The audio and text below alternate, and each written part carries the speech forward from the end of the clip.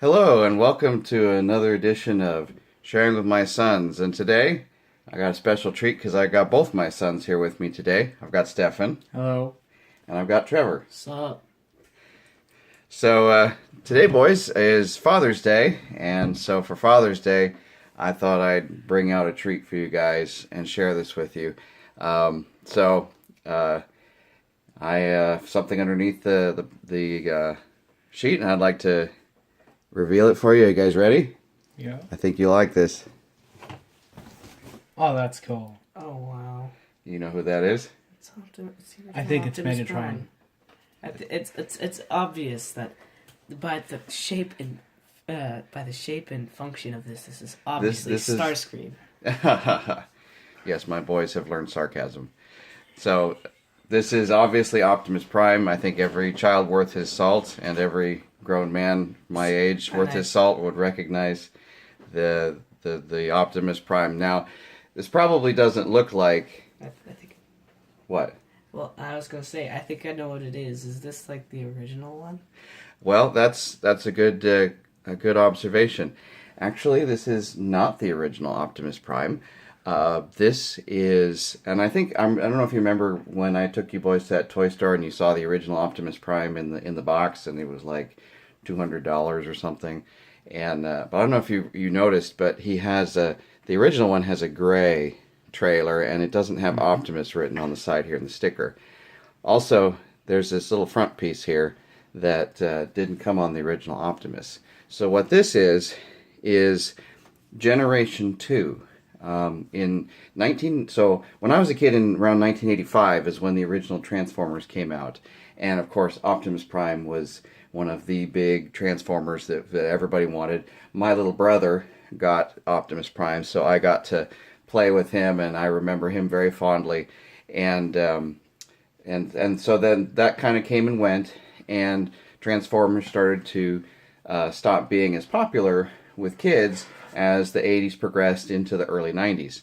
So around 1993, Hasbro decided to do what they call Generation 2, and it started out where they took a lot of the original Transformers and they re-released them and changed some of the colors, changed some of the features, added things, trying to get kids, re-interested in the Transformers. And I remember as a kid, I was an older kid at that point, going into the toy store and seeing some of the old Transformers I remember back on the shelves, but now with different colors and with some different features. So, but what's great about this one is that Optimus himself is pretty much identical to the Optimus. Same colors, same pretty much everything to the Optimus that was the original one that my brother had. The only way that I could really tell the difference is the original Optimus had one of those stickers on top.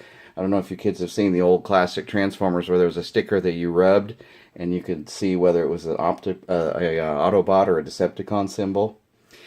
Now, with the Generation 2, they took that away, and instead they put a stamp, a tampo or a stamp on it to let you know that this is an Autobot. So this is really the only difference, as far as I'm concerned, with the original Optimus, the truck. Now the trailer, they added this piece right here, and if you noticed, when it was on Optimus, it was so tight up against him, he couldn't even really turn without kind of almost dragging his smokestacks on it. This was the piece that they added for Generation 2. It's actually got sounds and lights.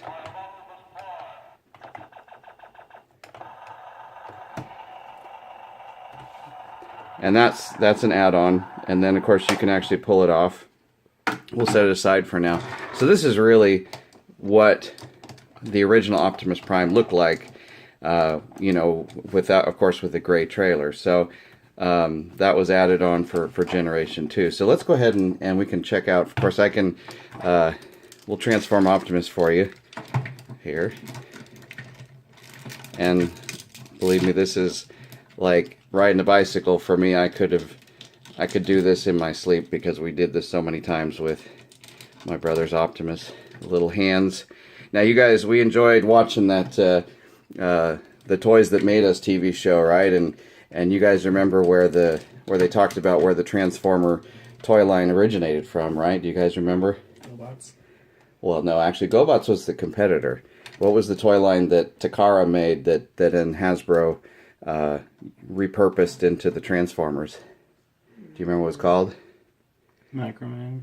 No, it's called Diaclone. Diaclone, right? Yeah, and Diaclone actually had little drivers, little people, and so this little door here allowed you to put a couple of drivers into the little Diaclone robot.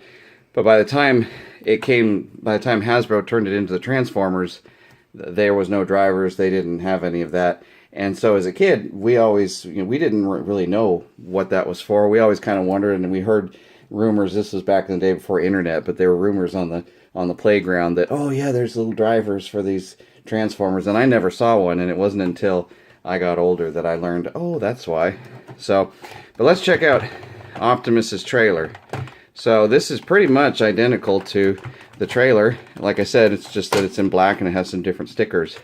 But, oh, I forgot to put the little stands out on the side. Alright, stands go out, folds down. Now this, what they added, in addition to that little sound piece, and I don't have all the pieces. This one I got, I found it was a treasure find at Goodwill. But this one does have one of the two spring launching guns.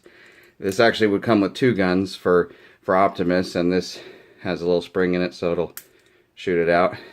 It originally came with two guns, and four of these, plus the original gun that Optimus had, but again, this one doesn't have it. And then it has, I forget what the name of tracks, or I forget what the name of this little guy is. The little fuel pump, there was also a piece at the end that would allow it to plug into the back of the car, or plug into the little station here. That came with it as well. And what was neat too is we have a little button back here, and when you push the button, oh, that's a dad fail. Gotta lock it first. When we push the button, the little car shoots out. So again, like we saw in the TV show with Diaclone, you can see there's little spots for all the little people you could have put in there from the original toy line. There's little spots for people to sit in the base section. There's even a little canopy in here you could have put a person, but when I was a kid, there were no drivers, there were no nothing, so we just used our imagination. But this thing comes up and it swivels. You have a little radar dish you can turn around, and this neat little claw that you can actually bring down here if you want. And the little claw opens and can grab things. Now here's another thing too that was around when I was a kid. The original, whatever this is, a little station. These little missiles, you press this button, and there was little springs in them, and they'd shoot out. They were spring loaded. And when they came out with the Generation 2, there was a lot more concern about toy safety and complaints from parents that kids had shot these into their eyes, or choked on them or whatever. So even though they came with spring-loaded weapons, these are much bigger missiles. I think they're blunt. So toy safety kind of ruined all the fun that I grew up with as a kid. Our toys were a lot more dangerous, a lot more fun back in those days. But it still has removable missiles. They just aren't spring-loaded.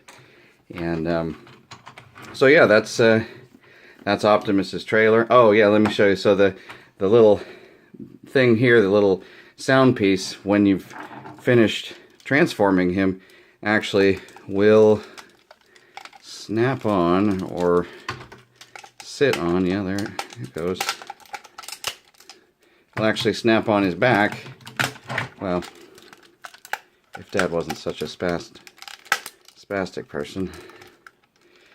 It's supposed to snap on and stay on his back as a backpack. But he's very back heavy at that point, and since he doesn't really have any forward lean to him, you really can't leave it on there without holding him with the back of your hand. But point being is that you could play with your Transformer with the sound pack and everything. It was kind of a gimmick. They were trying to get the kids back into toys. Wasn't anything that I was really interested by that point in time, but that was how they repackaged Optimus Prime. So One thing I never actually got to understand with your guys' toys is, yes, they always had the problem with the tiny little pieces shooting into people's eyes and people choking on them. Yet G.I. Joe had very tiny missiles and they were easily lost. And well, yeah. Well, but even G.I. Joe, the original G.I. Joe toys had the small missiles and spring-loaded stuff, but really, actually, the first G.I. Joes really didn't have very much of that. And then as they got farther along towards the late 80s, early 90s, in fact, I think this launcher, if I'm not mistaken, it came from the same mold as the G.I. Joe equivalent. I think this may have been a G.I. Joe toy launcher that they slightly modified so that it would fit on fit with Optimus, fit in his hand, and but yeah, you're right. And the little, I think they were. You could still, when you were a kid, you could still get lots of action figures that had little, accessories that were easily lost, and I suppose could have been swallowed by small children, but that was just back in those days, part of the fun.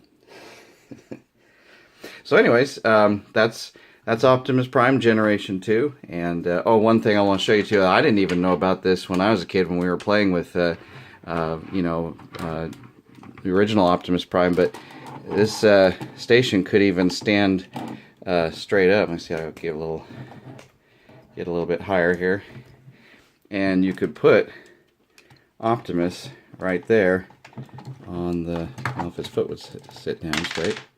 You can put Optimus there, and if his hand falls off like that, the little robot could come down, and little arm, you could pretend that he was working on fixing Optimus, and it's kind of a neat little play feature that even then I didn't know about. But that was one of the things I loved about toys, especially the Transformers and toys that I grew up with, was there were so many little features built in, and this was part of, like we saw on the TV show, Takara Toys really knew how to make very detailed and interesting toys with lots of little things, little details that made it fun, so that when we were playing with it, our imagination, we could fill in the blanks, come up with our own, we had to kind of imagine, well, what are all these little stations for, and what are all these little, stickers, what is each thing doing, and, what do we do with the car, what do we do with the fuel pump, so we got to play for hours and use our imagination, and that was really a lot of fun, and one of the reasons why I look back on these toys with such fondness. So anyway, that is Optimus Prime Transformers Generation 2. What do you guys think? Pretty cool. It's okay, cool. All right, well, thanks so much, and appreciate it, and we'll see you next time.